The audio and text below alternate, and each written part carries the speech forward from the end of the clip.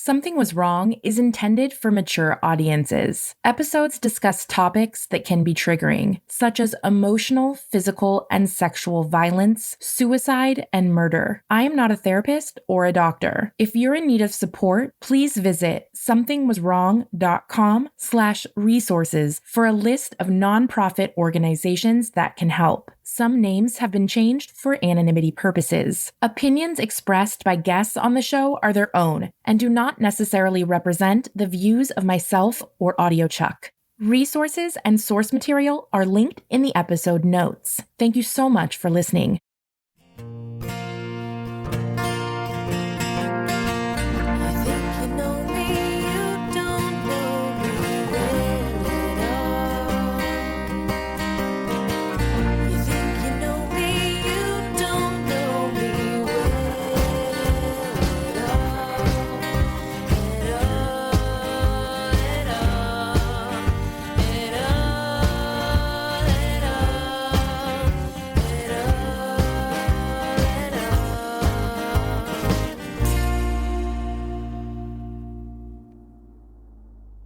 Kenji was horrified when he got a phone call from one of his and Darcy's mutual friends, telling him that Darcy and Ardie had been arrested and were in jail.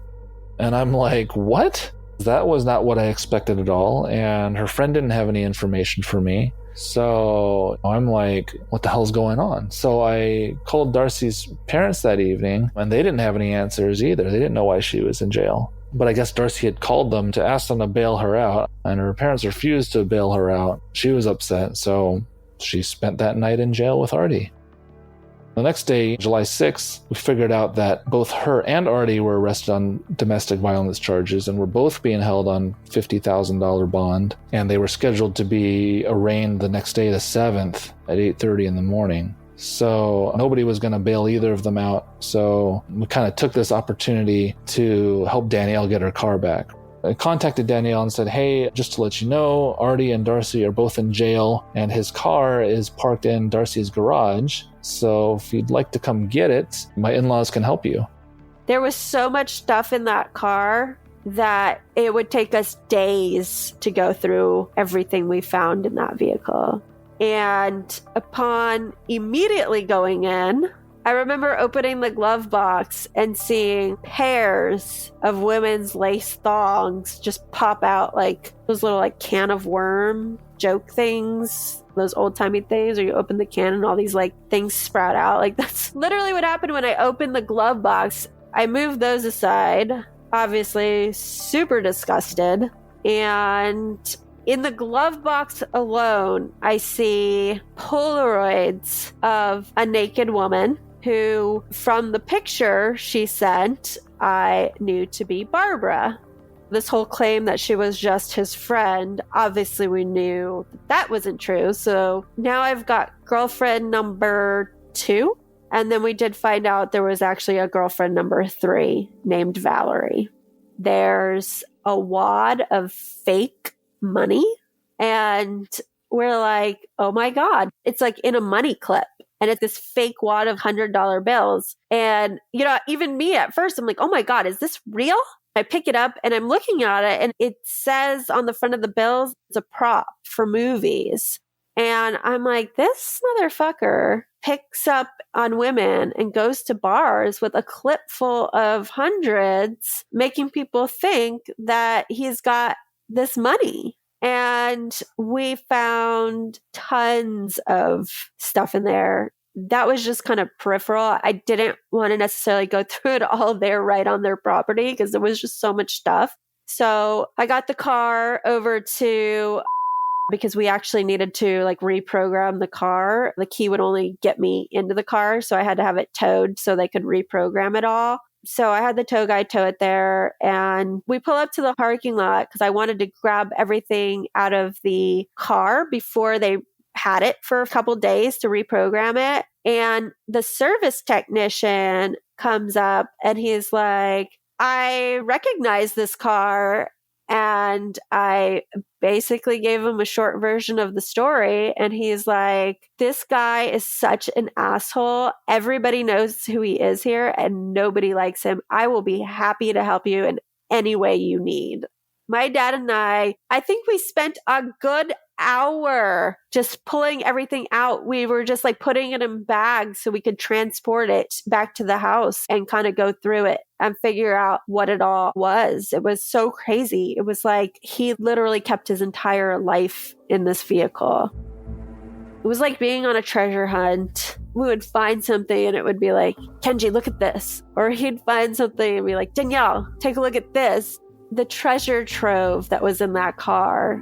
He happened to mention that Ardie had stolen some items from her, and that was something that they had brought up when we met them, right? Her AirPods, the sonograms of her children. So he personally wanted those sonograms back if they were like in the car, which I totally understood. And I was just like, listen, you can come over and sit in my parents' backyard with me and go through this stuff. I found Darcy's earbuds, so I let Kenji take those back to her. I found a hand-painted sign that he had written about, will you marry me?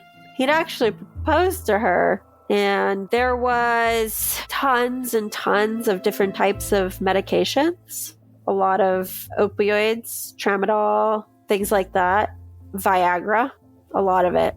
There was the fake hospital ID badge that he had shown me all those years ago. He had business cards that he was a physician, and the bank statement that he had used to show Darcy that he made $5 million.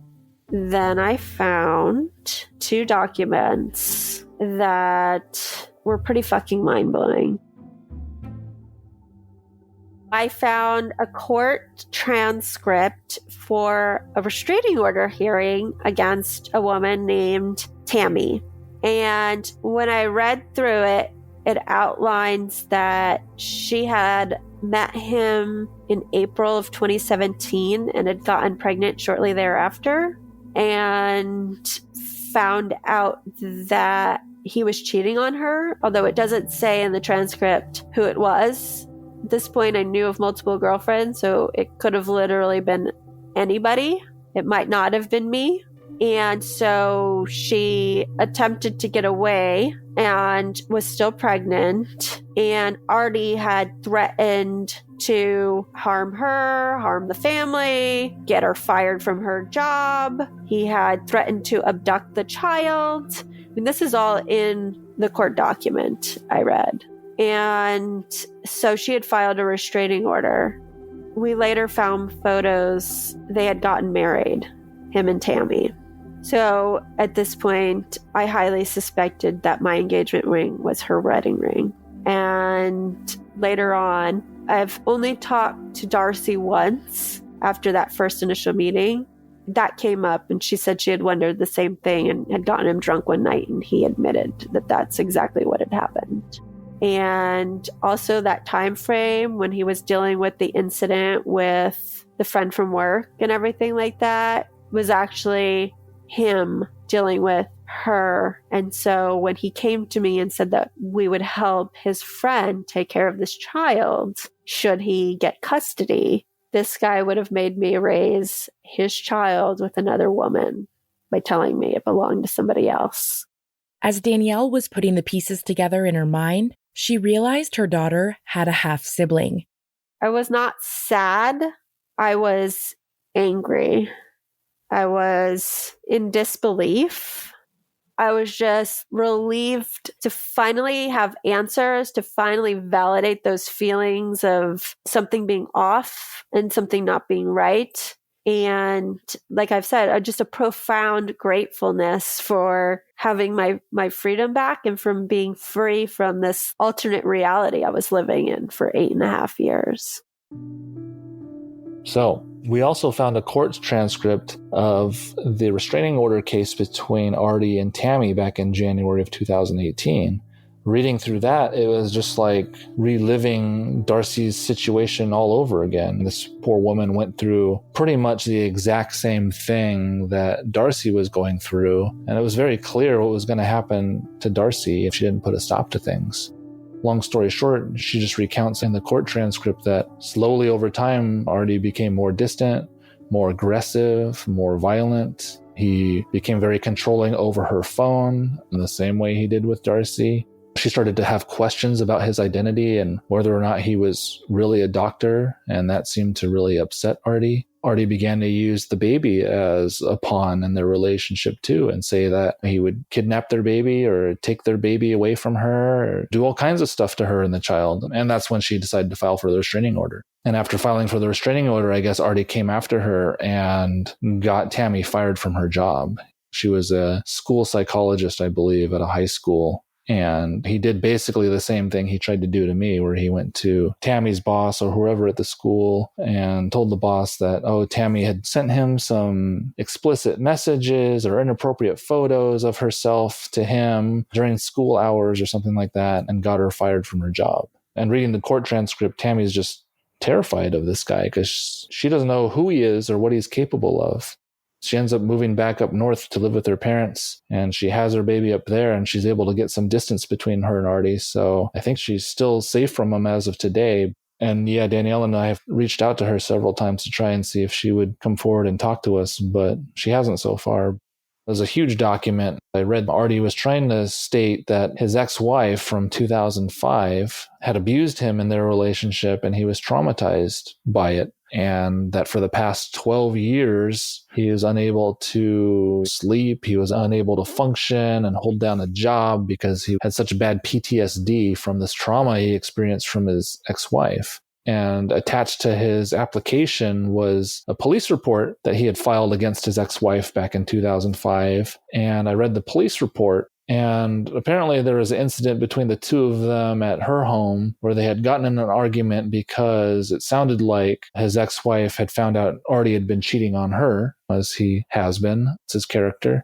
And they got in a huge argument over it. And she told him to get out, and he refused to leave. So I think things got a little physical. I think he tried to bait her into a fight. And apparently his ex-wife, who was listed at, I think, 5 feet tall and 93 pounds in the police report, this ex-wife, this tiny girl, takes a curtain rod or something and starts to hit Ardie with it because he won't leave. And they're chasing each other around the house, and she's chasing him with this curtain rod. And in the immigration documents, he's painting himself as this poor innocent victim being chased by this violent woman with this curtain rod. And he's been traumatized by this curtain rod. And that's why he needs to stay in the United States, because he's just been a victim of this awful woman that he was married to.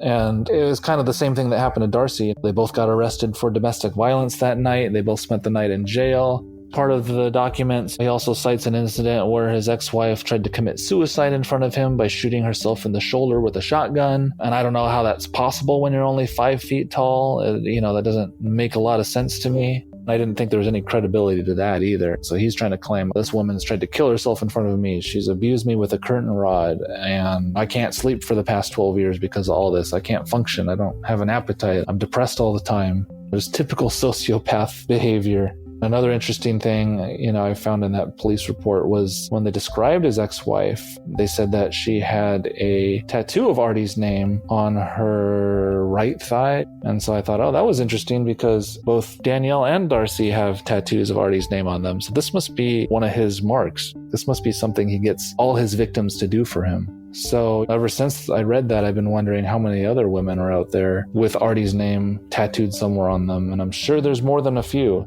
Danielle and Kenji also found photos of Ardie and Tammy taking a cross-country road trip together in 2017, when Ardie had told Danielle he was in New York for a hospital conference. And in addition to that, there was an album of wedding pictures in there. So apparently in, I believe, May of that year or June of that year, they had done a backyard wedding with all of Tammy's friends and family present. And there's photos of Ardie dressed in a tux and Tammy in a wedding dress cutting a cake and exchanging vows and doing everything you would do at a wedding. And the whole time he's in a relationship with Danielle, and Danielle's at home thinking that Ardie's out on a business trip.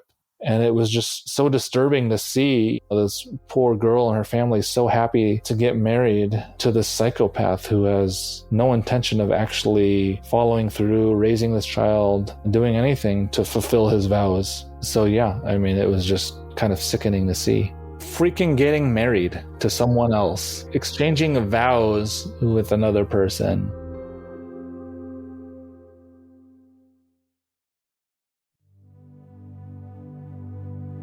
Another document we found was a workers' comp case that he had filed against a company he had worked for. And in this workers' comp case, he basically says he hurt his back by carrying a box down the stairs and falling. And it outlines him getting disability for this fall, which was so ridiculous. I mean, just the description of the fall, I was just like, this is out of control. Months later, Danielle actually contacted the owner of the company and let her know that Ardie was making false claims. I gave her that information as well. She was super grateful. The third document I found, it was interesting, to say the least. This third document is his immigration application for his visa, his U visa. According to the U.S. Citizenship and Immigration Services, the U visa is set aside for victims of certain crimes who have suffered mental or physical abuse and are helpful to law enforcement or government officials in the investigation or prosecution of criminal activity. It says the legislation was intended to strengthen the ability of law enforcement agencies to investigate and prosecute cases of domestic violence, sexual assault, trafficking of non-citizens, and other crimes, while also protecting victims of crimes who have suffered substantial mental or physical abuse due to the crime and are willing to help law enforcement authorities in the investigation or prosecution of the criminal activity. This is actually a really important status, right? It's so important that we do have something like this in place. In this documentation, I did get confirmation of his real identity because there's a copy of his Mexican birth certificate. There is a copy of his Mexican passport in there. And it does basically state that he was born in Guadalajara, Mexico, and that his mother brought him here to the United States when he was 3 months old. I just want to say a side note real quick, very progressive about social issues, and I think dreamers should have absolutely every right to become citizens. There should be a path to citizens for people in these situations where they grew up in the United States. There's so many good people out there that are working for a living and paying taxes and doing exactly what they're supposed to. And then there's Ardie. And I wish there were more protections in place for weeding out people like Ardie. Because right now, in order to protect the people that are following the rules, it basically means that people like Ardie slip through the cracks. He has to give this reason about why he can't go back to Mexico. And they basically print off your standard Google search of all the gang violence out there. And he lists my name in this document. I can't go out there with my fiance Danielle and our daughter Carrie. This whole document is about me and Carrie and how would he take care of us and all these things. And the only thing I could do is just laugh. I'm like, he's using me as this prop and using our daughter as this prop to get legal status here in the US. But also, how is he going to take care of us? This guy never gave me a single dime for our daughter or for anything else for that matter. This made Danielle think back to her breakdown at the pediatrician's office the day after their daughter was born in new light. I lose my shit because I'm sleep deprived, I'm hormonal, I'm like, there's no fucking way in hell I can survive a night alone with this child. I am in tears. I think about this moment when I think about, was anything real? Did he even love me at all? And my answer is no. Because how could he look at me in that moment, the mother of his child, in tears, sobbing because he had to go to work, and him look at me and still leave to go wherever the fuck it was he went, because it sure as shit wasn't work. He was with another woman. He did not fucking care about me. And so that's how I know none of it was real. None of it was ever real. He never ever actually love me. And so when we talk about the different varying degrees of narcissist versus sociopath versus psychopath, I really believe that when I've done the research, I read that book you've mentioned before, The Psychopath Free. When I do the research and I look, I think he's really a full-fledged psychopath. He has no empathy, no emotions, no sympathy, nothing. It was just crazy to me that someone would keep all that stuff in the trunk of their car. He had successfully used this fake identity for about 10 years and really gotten away with it. You know, he got slapped with a couple of restraining orders, but that was the extent of it. So I can see why he'd get sloppy. We found a lot of the keepsakes that Darcy said went missing. They were in the trunk of his car, including, and this really upset me, including our own kids' ultrasound pictures and videos. He had stolen those and kept them in his trunk. He used it to blackmail her, to control her, saying, I'll destroy these unless you do X, Y, and Z for me. But that one really pissed me off because those are our kids. That's just fucked up to steal something so sentimental like that. Danielle and I poured through like every single thing that was in the trunk of his car, and it was just amazing how much crap he had in there. After their shocking treasure hunt, Danielle and Kenji took their research to Google to try and find Ardie's family members. They thought they had found Ardie's parents, but didn't try to contact them. I think we both believe that he's estranged from his family, probably for good reason. I'm sure they want nothing to do with him either. That was just crazy to me. When I saw Mexico on the birth certificate, I was just like, he probably could have gotten away with this if he had chosen a country other than England, maybe Canada or something. I don't know. But to try and impersonate a British person when you're from Mexico, that's, I don't know. It just seems like too much work. But obviously he invested the time into working on the accent, and he had gotten away with it for about a decade. So I'm sure he felt like he could get away with anything at that point. That was the first of many bonding moments for Kenji and I. It was definitely like, did we just become friends? It was the first of many, many moments that we would connect on and lean on each other for support. Because literally, there isn't one single person on this planet other than Kenji that can truly understand this for me at this point. I've said that I call Kenji my liberator, but he's definitely been a big rock. And maybe that's part of why the healing process has been a little easier for me, because I have had somebody who understands it that I can go to. With Kenji, we can call each other for every little thing, no matter how many times a day or week it happens. And neither of us are going to be like, oh, this again, because it's something that's prevalent and relevant for both of us. So I do think that that's been a huge source of my healing, and being able to move on so quickly is being able to talk through that with somebody. So yeah, I mean, it was just kind of sickening to see. It was a long 24, 48 hours for us. We uncovered Ardie's identity in the trunk of his car. We're digging through all this stuff. Meanwhile, Darcy and Ardie had been sitting in the local jail.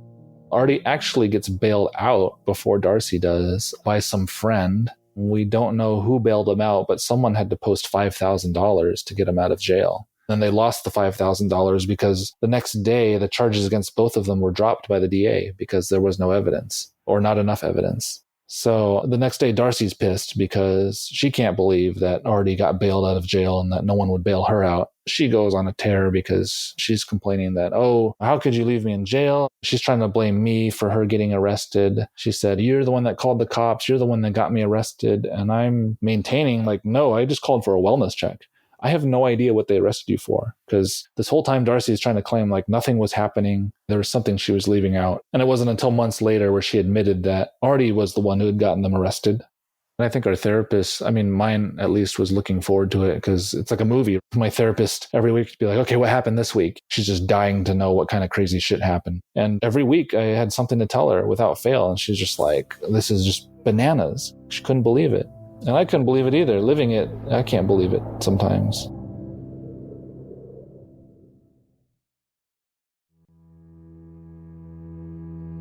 On July 7th, Danielle and Kenji received word that Darcy and Ardie had posted bail. So now instead of thinking he'd be in jail for like 3 weeks, I had to figure out real fast how to get the hell out of the state for a minute. I packed me and Carrie up in a couple of hours, and I think I could only get a flight in the morning. So we had security come again for that evening. And then I ended up getting on a flight and heading out of town for a couple of weeks.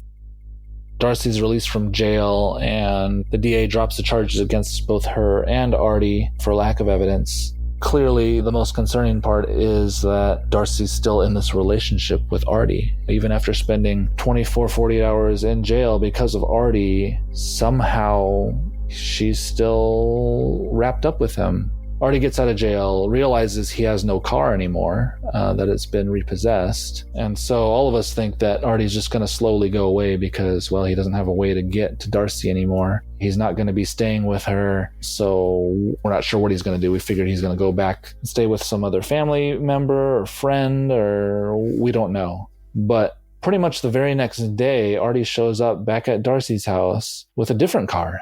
Darcy mentions this to me in a phone conversation. She says that Ardie showed up and he was driving a different car, and she noticed the car keys looked very feminine, like they had some type of charm on them and looked like a set of keys that belonged to a woman. And I happened to drive by later that day and I see his car parked in front of her place. So Danielle and I, with the help of a friend who works for the sheriffs, we have him run this license plate, and it turns out this car is owned by a woman named Valerie. And Danielle and I are like, who the hell is Valerie? Here's yet another woman's name that's popping up.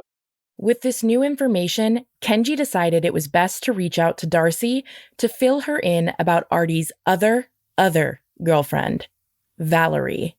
I say, hey, that car he drives, there's a reason why the keys, look like they belong to a woman. It's because they do. And here's her name. Here's her address. And immediately Darcy's like, oh, that's the woman that he's bragged about cheating on me with. If this is the woman that he's cheated on her with in the past, then he's clearly still in a relationship with her. So Darcy's going back and forth about finally ending her relationship with Ardie because of all this, but she disappears for days at a time. She doesn't talk to anybody for days at a time, which is always a sure sign that Ardie's in the picture because he doesn't want her talking to anybody. In spite of everything that's happened so far, in spite of showing up with multiple cars belonging to other women, in spite of spending nights in jail together, she's still choosing to bring Ardie around. I can understand a lot of women getting into these situations where they're stuck because they don't have any family nearby or anyone that can really help them, and they are legitimately stuck. They don't have anyone that they can go to. So I can see that. They don't talk about it with anybody. But Darcy has the opposite problem. She has no problem telling people about what's going on, obviously, including me. And multiple people have offered to help her, including her own family. And she's just choosing Ardie every single time. Danielle and her daughter were granted an emergency order of protection by law enforcement in early July. But in order for Danielle to get a permanent restraining order from Ardie, she had to appear in court for a judge to rule on the request. On the 21st became when we would be in front of the judge so she could determine if this would turn into a permanent restraining order against him. I had wanted to at least get 1 year of permanent restraining order. I was hopefully asking for 3 years. I was absolutely terrified, and I still am, that he would get his hands on my daughter and take off with her. And what was to stop him from doing that? He created a fake identity that nobody found out about for almost a decade. And he has a Mexican passport and a Mexican birth certificate. So what exactly would stop him from taking off with her, disappearing, and creating an entirely new identity for both of them? Because we've already seen him do it. And that's my biggest fear. And so, I hired a lawyer because I could have gone in and represented myself, but I didn't want to take any chances whatsoever.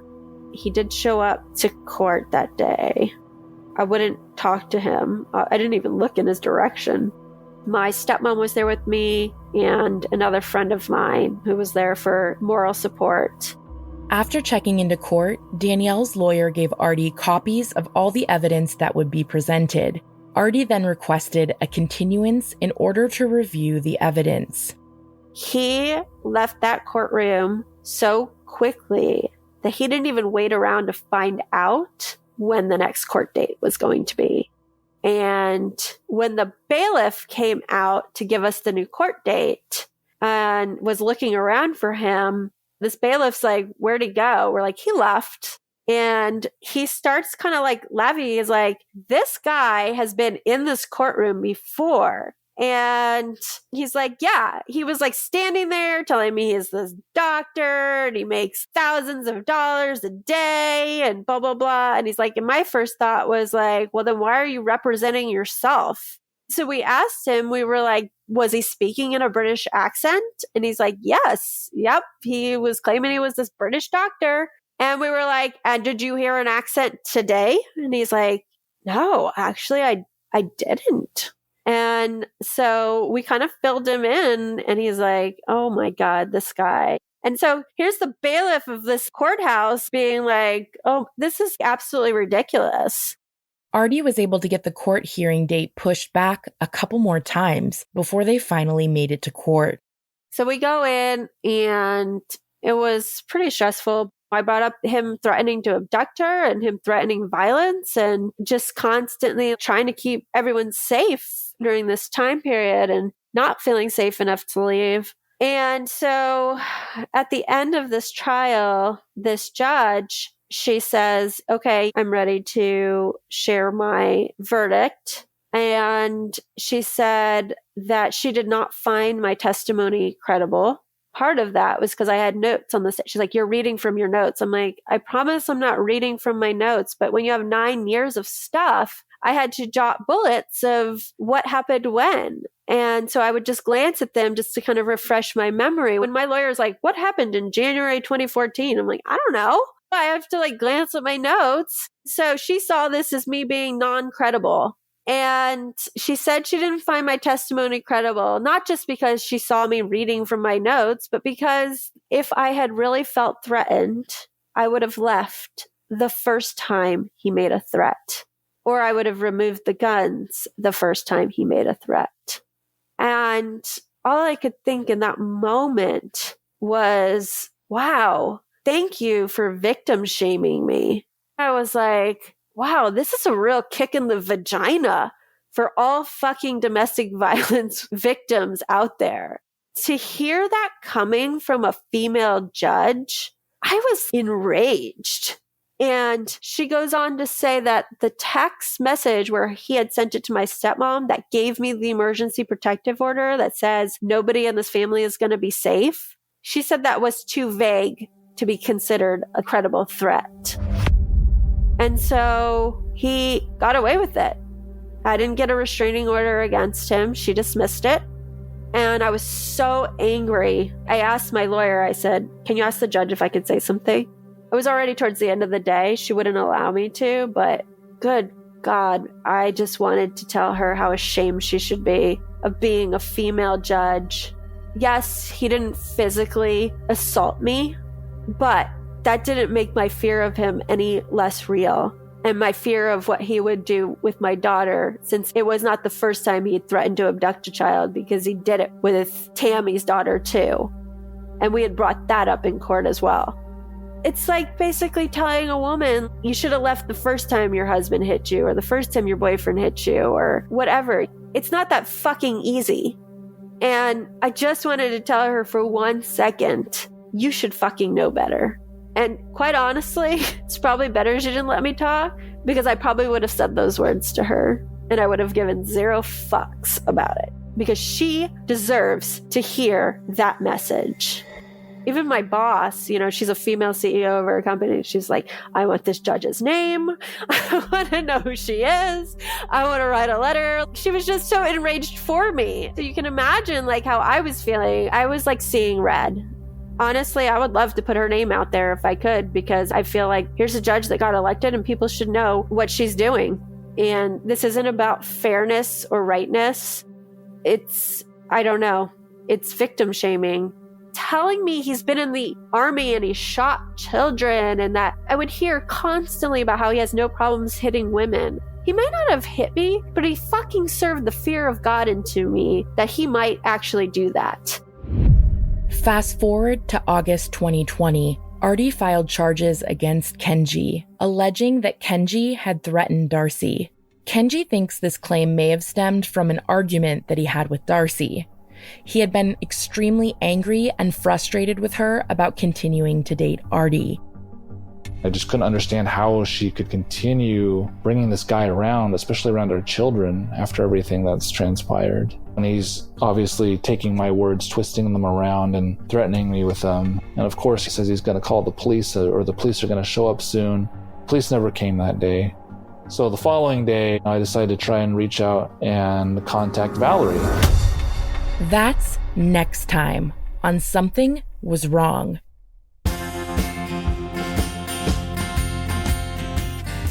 Something Was Wrong is an AudioChuck original. Thank you so much to our team. Executive producer, Ashley Flowers. Coordinating producer, Mike McDonald. Mixing and mastering by Kyle O'Connor. Created, reported, and hosted by me, Tiffany Reese. Our theme song was originally composed by Glad Rags, covered this season by Midwest Originals.